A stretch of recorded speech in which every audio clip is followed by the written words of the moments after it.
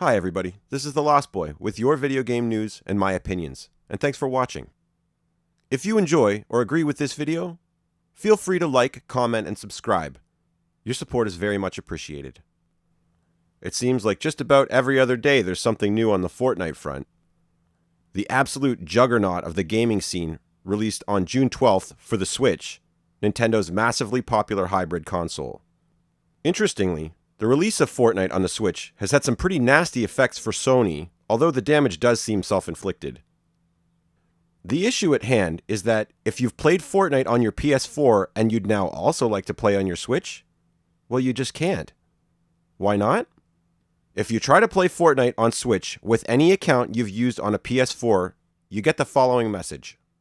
This Fortnite account is associated with a platform which does not allow it to operate on Switch. Neither the Fortnite website nor Epic customer service are able to change this. To play Fortnite on Switch, please create a new account.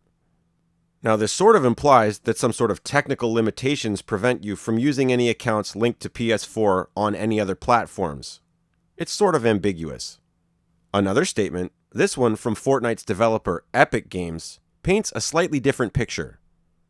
Epic Games says, quote, "If you have your Epic ID associated with a PSN account, or if you had previously linked a PSN account, you will be restricted from playing on other consoles. This restriction is placed by Sony and cannot be circumvented by removing linked accounts or contacting Epic support. There is no statement from Epic regarding this issue. Please be patient while this issue is investigated." Unquote.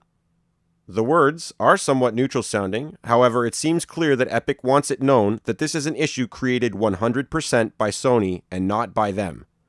Not quite throwing them under the bus, but not far off either. The funny thing is, the situation would probably never have blown up in Sony's face quite this much if not for two factors. The first being Fortnite's release on Switch, and the second being the fact that the game is free. The reason for this is that while not very many people own both a PS4 and Xbox One, quite a few owners of the Xbox or PlayStation do have the Switch as a secondary system. This has been the case for several console generations, with Sony and Microsoft duking it out over high-end computing specs and the hardcore gamer demographic, while Nintendo focused more on casual gamers and the games themselves. When Fortnite was released on Switch for free, it's obvious that anyone who's played it on their Xbox One or PS4 who also owns a Switch would also want to have a portable version. If you have the Xbox One like I do, there's no problem for you. You simply sign into your Epic account on both your Xbox One and Switch, and you can play on either console with all your stats and resources being shared across both machines.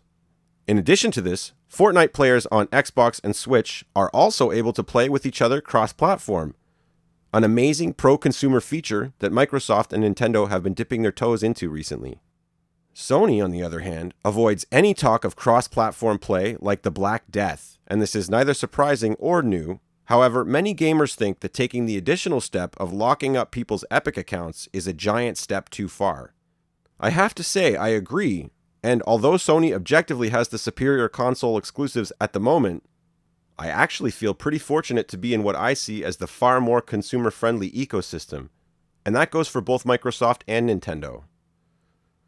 The recent ad from both Microsoft and Nintendo announcing cross-platform play for Minecraft really underscores my point, and I think the tagline, "Survive Together," is both simple and ingenious. To contrast this, a former CEO for Sony Online Entertainment was quoted as saying, "When I was at Sony, the stated reason internally for this was money. They didn't like someone buying something on an Xbox and it being used on a PlayStation. Simple as that. Dumb reason, but there it is." Unquote. Is this surprising?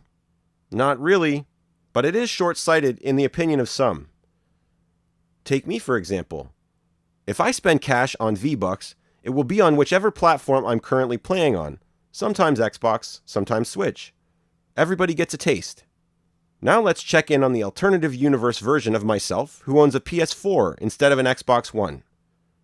Here I am, and boy am I pissed. I'd already installed Fortnite on my PS4 previous to the Switch release, built up my character, and bought some V-Bucks. Now I have to choose whether to simply stick with my PS4 only forever, or move completely to the Switch and start over. Starting over is not ideal, but portability is a big incentive. Plus, Sony just pissed me off by putting me in this position in the first place.